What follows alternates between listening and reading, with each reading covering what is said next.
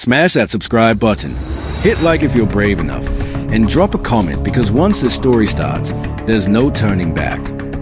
The making of a king. The alarm screamed through Ironwood State Prison at 5:42 a.m., a sound so sharp it felt like it cut through bone. Guards came running towards cell block D, boots pounding concrete, radios crackling with panic. An inmate lay sprawled in the narrow corridor between the showers and the laundry room, blood pooling beneath his head, his eyes still open as if he'd been surprised by death itself. His name was Marcus Hale, 32 years old, serving 12 years for armed robbery, and, according to prison intelligence, one of the fastest rising shot callers inside Ironwood. The weapon was never found. No witnesses stepped forward. The cameras covering that stretch of hallway had gone dark for exactly 7 minutes.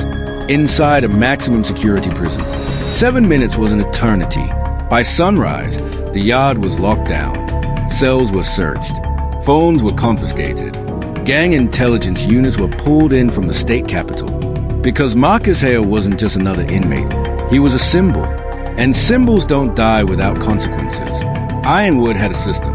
Every prison did. Inmates grouped themselves by race, geography, or shared crimes. On the surface, it looked chaotic, but underneath, it was a rigid hierarchy enforced by fear, loyalty, and violence. And at the top of each group sat a leader, someone who never got his hands dirty, someone who understood power better than the guards did. Marcus Hale had been on his way there. Detective Laura Kessler arrived just after 8 a.m., her badge drawing stares as she crossed the yard under escort. She'd spent 15 years chasing organized crime, but prisons were different. Inside these walls, truth moved quietly, lies moved fast, and leadership was earned through blood. She studied the body photos laid out on a metal table in the briefing room. Marcus's face was calm, almost peaceful. No defensive wounds. One precise blow to the back of the skull. This wasn't random, she said. Someone wanted him gone. Captain Ross, the prison's head of security, nodded grimly. Marcus was recruiting, building alliances across cell blocks. That scares people. What kind of people? Kessler asked. Russ hesitated. The ones already in charge. To understand how Marcus rose so fast, Kessler had to go back to his first day inside. 3 years earlier, Marcus Hale walked into Ironwood with nothing but a thin file and a reputation that meant nothing behind bars. He wasn't the biggest, he wasn't the loudest, and he didn't pick fights. That alone made him dangerous. Most new inmates made the same mistake. They tried to prove themselves too quickly. Marcus did the opposite. He watched, he listened, he learned names, routines, weaknesses.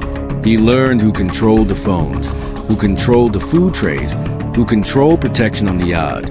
Power in prison wasn't about strength. It was about leverage. Marcus started small. He helped men file appeals. He shared legal tips he'd learned in county jail. He broke up disputes quietly before they turned into stabbings that brought lockdowns and retaliation. And when he spoke, people listened, because he never wasted words. Within 6 months, older inmates started sending people to him to talk things out.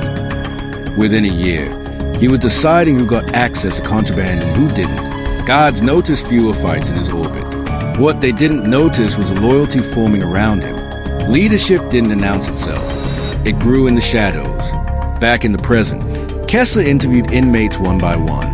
Most stared at the table. Some smiled too easily. Everyone claimed ignorance. Until she sat across from Calvin Books Turner. Books was serving life. Gray-bearded, soft-spoken, a man who'd survived 4 decades inside without a single disciplinary write-up. And everyone knew why. Marcus was smart, Books said quietly, but he forgot the first rule.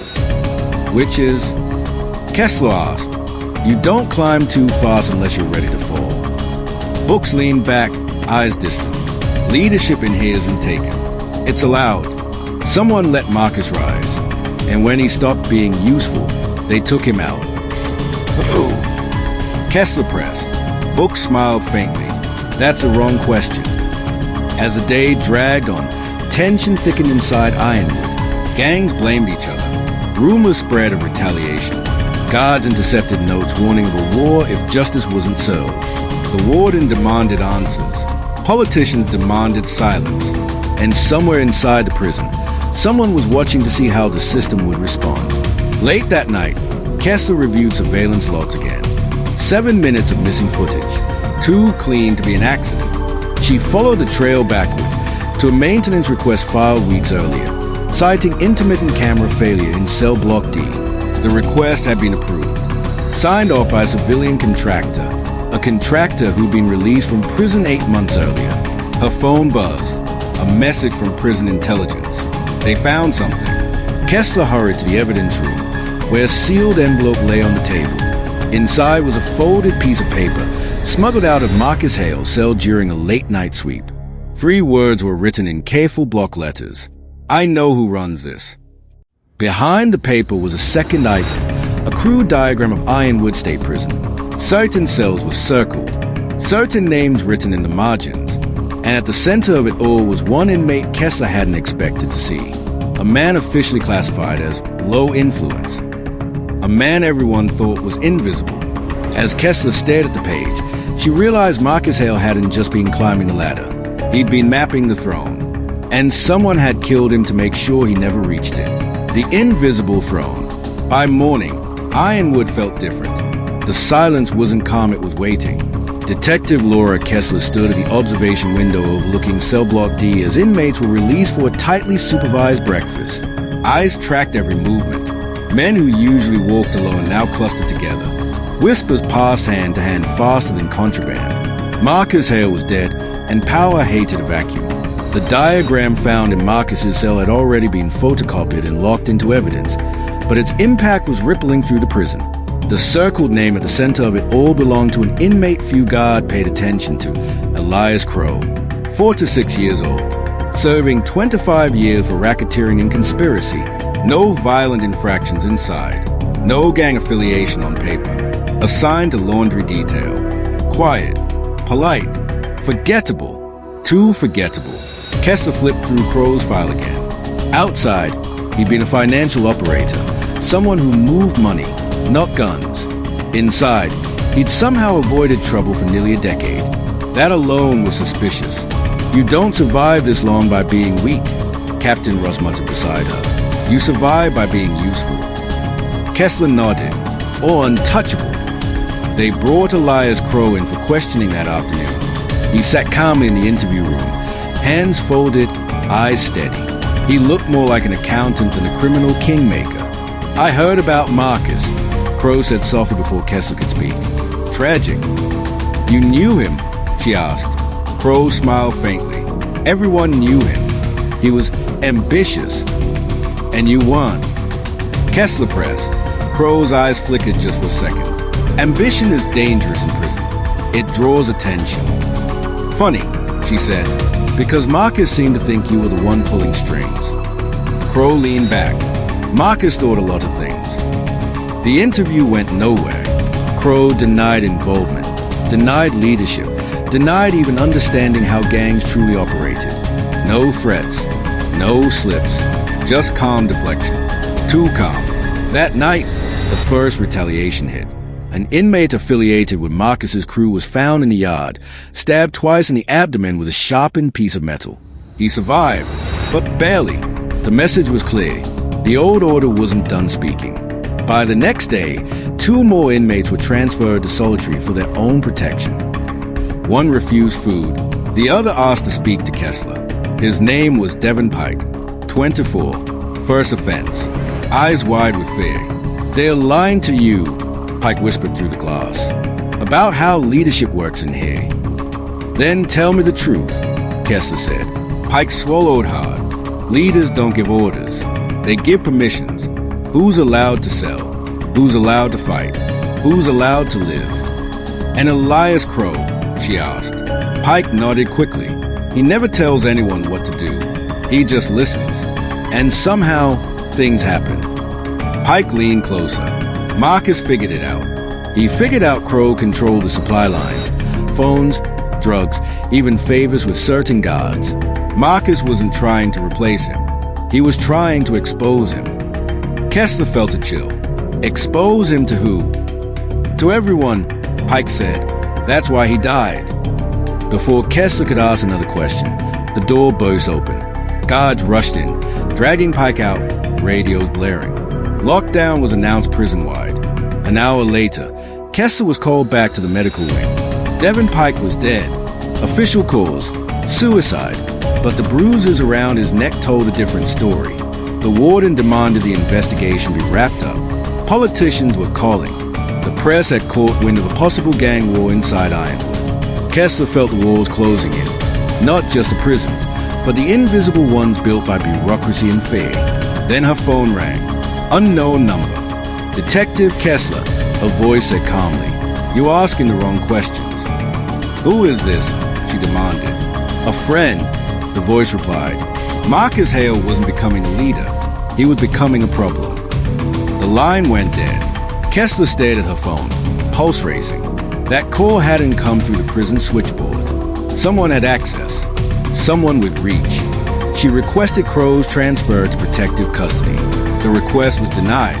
Too risky, she was told. Too disruptive. That evening, Ironwood erupted. A coordinated fight broke out across 3 cell blocks simultaneously. Something that required planning, communication, and authority. Guards struggled to regain control. Tear gas filled the air. Sirens wailed. In the chaos, a fire started in the laundry room. Elias Crow was a signpost. By the time smoke cleared, Crow was gone. Not escaped. Not dead. Gone. His cell was empty. His personal items neatly arranged. No signs of struggle. Just a single piece of paper left on his bunk. It read, "Leaders don't sit on thrones. They build systems." As Ironwood locked down for the 3rd time in 2 days, Kessler realized the truth was far worse than she'd imagined. Marcus Hale hadn't been killed for trying to take power. He'd been killed for trying to reveal how power truly worked. And now, the man who mastered that system had vanished, just as the prison descended into controlled chaos. Because Elias Crow wasn't running from the throne. He was proving he never needed to sit on it at all. The system never sleeps. Ironwood State Prison reopened in pieces. Cell blocks unlocked one at a time. Yard access restricted to minutes. Guards rotated constantly, watching each other as much as the inmates. The riots were officially labeled contained disturbances, but everyone inside knew the truth. Order hadn't been restored. It had been reassigned.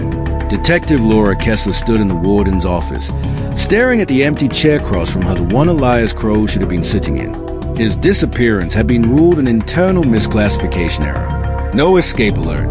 No manhunt. Just paperwork quietly corrected. Crow had vanished without breaking a rule. "He's still inside," Kessler said flatly. The warden exhaled. "You have no proof." "I have patterns," she replied, "and patterns don't disappear." Over the next week, Kessler watched Ironwood carefully. Violence dropped. Contraband flowed more smoothly than ever. Disputes ended before they escalated. The same men who'd been circling for power suddenly fell in line, without a visible leader to answer to. That was when Kessler understood the final lesson Marcus Hale had died trying to expose. Prison gangs didn't need kings. They needed architects. Kessler dug deeper into Crow's past. Outside the walls, he'd never let crews directly. He created structures, shell companies, layered transactions, plausible deniability. When arrests came, others took the fall. Crow never touched the crime. Inside Ironwood, he'd done the same thing. Every supply chain passed through someone who owed him. Every favor moved through 2 intermediaries. Every act of violence required quiet approval from someone who never gave orders. Crow had turned the prison itself into a machine, and himself into a missing part no one could point to. Then came the break. A guard named Thomas Reeve requested a private meeting. Reeve was shaking when he sat down. "I shouldn't be here," he said. But Marcus didn't deserve what happened. Kessler leaned forward. "Tell me." Reeve swallowed. "Crow helped me. Fixed it I had outside. Protected my brother from people I owed. All he ever asked for was small things. Camera blind spots, schedule changes, access logs. And Marcus?" Kessler asked. Reeve closed his eyes. Marcus figured out Crow was using guards, not gangs. He said he was going to expose it, to the feds, to everyone. Crow didn't threaten him, didn't warn him. What did he do? He let the system handle it. Marcus Hale's death wasn't ordered. It was permitted. That night, Kessler filed for a federal takeover of the investigation. Before it could be approved, her access badge stopped working. Her calls went unanswered. She was informed politely that her role at Ironwood was complete. As she packed her files, a folded note slipped from one of the folders. She didn't recognize the handwriting. Truth is loud. Control is quiet. Her phone buzzed. Unknown number. You were close. The voice said calmly. Closer than Marcus.